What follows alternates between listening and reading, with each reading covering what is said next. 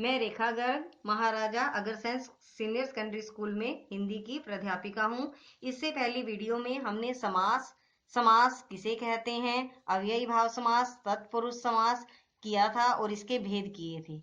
अब हम इसके बाद करते हैं द्वंद्व समास। द्वंद्व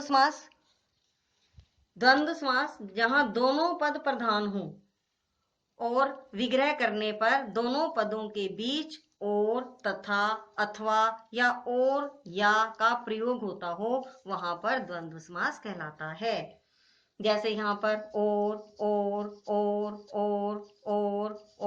या इनका प्रयोग हो रहा है, तो यहाँ ये पहचान है कि यहाँ पर द्वंद्व समास होगा।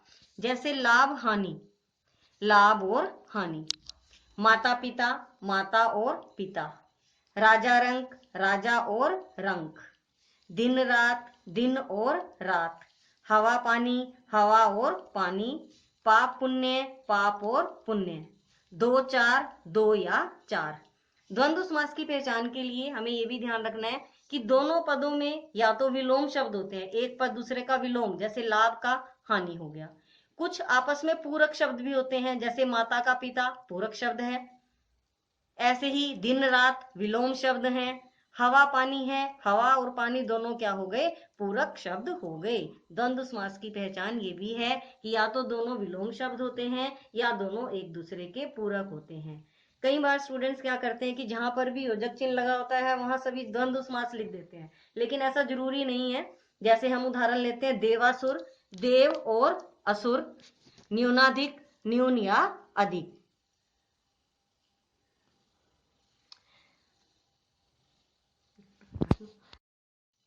यहाँ पर योजक चिन्ह नहीं है, जैसे न्यूनाधिक में कोई योजक चिन्ह नहीं है, देवासुर में कोई योजक चिन्ह नहीं है, लेकिन फिर भी यहाँ पर क्या है, द्वंद्व समास है। ये हमें ध्यान रखना है। नेक्स्ट है हमारा बहुव्रीहि समास।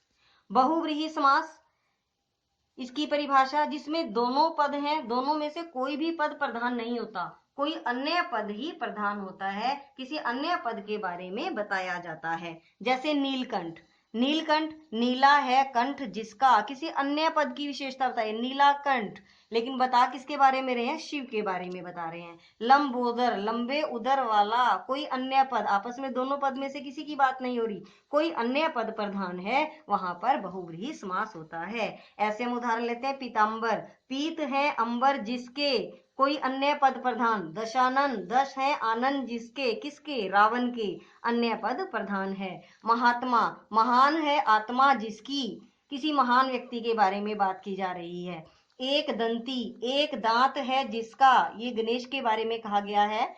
कचक, चक्र पानी, चक्र है हाथ में जिसके, कृष्ण के बारे में कहा। कोई अन्य पद ही प्रधान होता है, वहां पर क्या होता है, बहुव्रीहि समास होता है। कर्मधारय समास और बहुव्रीहि समास, इसमें अंतर है, विग्रह के ऊपर डिपेंड करता है। जैसे हम लिखते हैं नीलकंठ, नीला है कंठ जिसका, कोई अन्य पद प्रधान है तो क्या हो गया, शिव। अगर हम लिखते हैं नीला है जो कंठ, तो नीला रंग कंठ की विशेषता बता रहा है, तो यहाँ पर क्या हो जाएगा, कर्मधारय समास। एक और उदाहरण हम लेते हैं, जैसे पीतांबर, हमने यहाँ पर लिखा पीत है अंबर जिसके, अन्य पद प्रधान है, इसलिए यहाँ पर कौन सा समास होगा, बहुव्रीहि समास।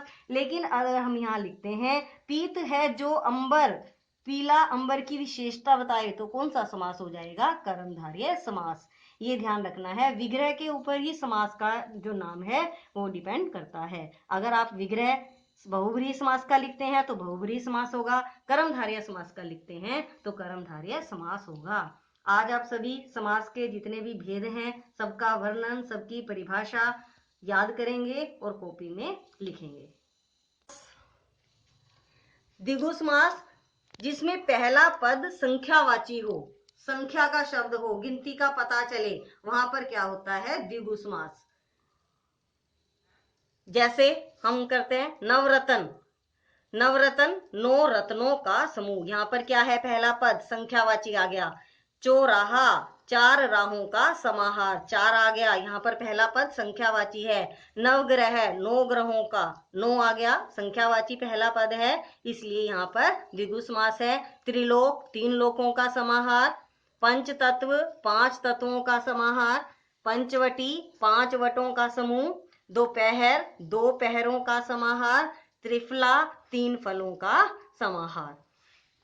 एक पहचान ये भी है कि पहला जो पद है वहां पर संख्या होती है और जो इसके बाद वाला दूसरा पद है वो संज्ञा शब्द होता है। ये पहचान के लिए है, परिभाषा इसकी यही है जिसमें पहला पद संख्यावाची हो और जो इसका दूसरी पहचान ये है कि पहला पद संख्या का होता है, दूसरा संज्ञा होता है। ऐसा भी होता है कि पहला पद विशेषण हो और दूसरा पद संज्ञा हो। हम इसे कैसे भी पहचान सकते हैं, लेकिन इसकी मेन पहचान यही है कि पहला पद संख्यावाची होता है। लेकिन इसके कुछ अपवाद भी हैं, जैसे त्रिनेत्र। यहाँ पर त्रिनेत्र है, पहला शब्द संख्यावाची है, लेकिन ये किसके लिए प्रयोग किया जाता है?